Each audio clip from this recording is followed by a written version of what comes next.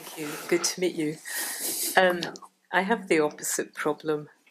I have these lovely moments of awareness, but then it's like standing on the edge of the swimming pool, going to dive in, and I don't want to let go. So I feel I don't want to die. I don't want to let go of my everything. It feels like the loss of everything. Achievements, personality, relationships. Everything that my whole life has been. And I'm quite old, so it's taken a long time. Do you resist falling asleep at night? No. Well, or do you look forward? Sometimes, yes. Or do you look forward to falling asleep at night? I love falling asleep. You love falling asleep. Yes. Why do you love falling asleep?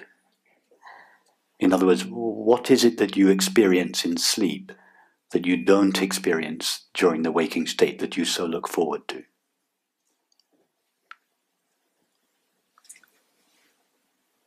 Complete rest.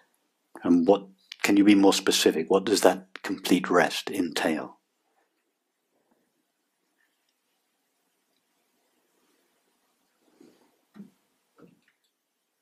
Well, I'm not experiencing, I'm not conscious when I'm asleep. You are conscious when you're asleep, but you're not conscious of anything. Right. Sleep is not the absence of awareness, it is the awareness of absence. I've heard the reason you look forward to sleep at night is precisely because when you fall asleep at night, everything that is not essential to you, all those things that you say you want to hold on to, your thoughts, your images, your memories, your activities, your relationships, your sensations, your perceptions, are removed from you. And they leave you all alone with yourself, which, as you say, you look forward to because it is so peaceful to be all alone with yourself. I've heard you say that you are conscious of being asleep, but that doesn't seem to be my experience. I mean, I can be conscious of having. Well, if sleep was non-existence, you would not look forward to it. You would fear it more than anything else. You don't fear sleep because you know that you don't cease to exist. You would be terrified of sleep if sleep was non-existence. Yeah, okay. You are not terrified of sleep. On the contrary, you've just told us you look forward to sleep. Why? Because it's peaceful. Well, if it's peaceful, you must be there to enjoy its peace. But you're not conscious of thoughts, feelings, sensations, and perceptions. That's precisely why it's peaceful. Okay. It's why we look forward to going at sleep at night, because all our thoughts and perceptions and activities and relationships are removed from us. We look forward to it. Why do you think death will be any different from that? But you fear death because it is the removal of all the objects of experience that you treasure. At the same time, you tell us that you look forward to the removal of those objects during deep sleep. Yes. Yes, I once had an experience of, once when I was attacked, I had an experience of, it felt like a death, and I did let go of everything. And that felt beautiful, but I'm also afraid of it. Yes, yes. Yes, when you were attacked due to the intense fear and helplessness you experienced, there was this spontaneous surrendering of everything. You not through your own volition, but through force of circumstance, there was this instantaneous letting go of everything. And in that moment, your true nature shone. And when you should have been most afraid, you told us it was beautiful. Because in that moment, yourself, your inherently peaceful, unconditionally fulfilled self, shone, in spite of the circumstances. You fear it simply because, simply to the extent that you have invested your identity in all those objects of experience, your memories, your thoughts, your relationships.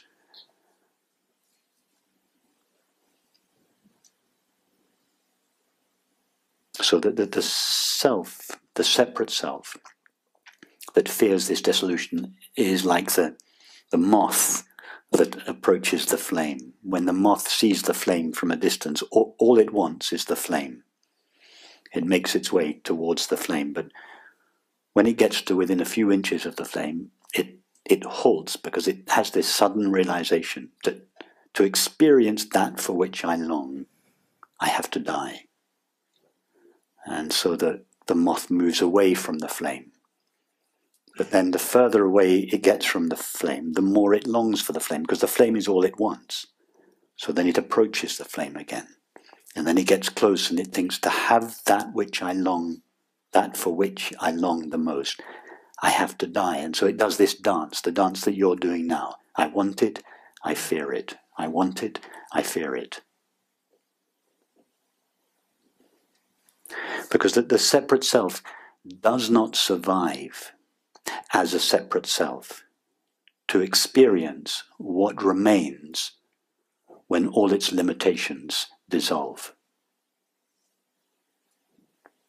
You're saying, I want to remain as a separate self so that I can experience everything that remains when all my limited qualities have been removed from me. But when all your limited qualities have been removed from you, you are no longer a separate self to experience whatever remains.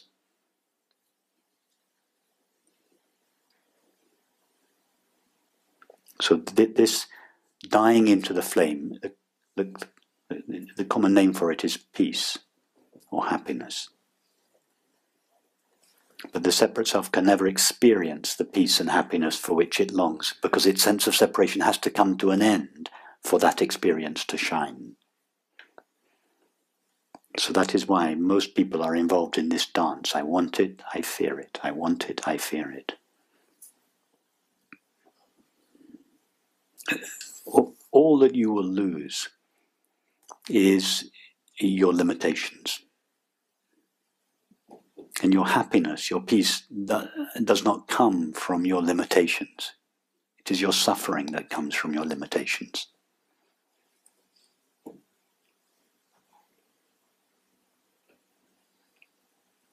You fear to lose your relationships, but why do you love relationship? Why do you love intimacy in relationship? It's precisely because in relationship you lose your sense of separation. That's what the experience of love is, the absence of the sense of separation. So it's never a separate self that loves. Love is the absence of the separate self. It's why Rumi said, true lovers never really meet. Love is the dissolution of the sense of separation. So that the death you fear is the experience of love. It is the dissolution of everything that keeps us temporary, finite, and separate.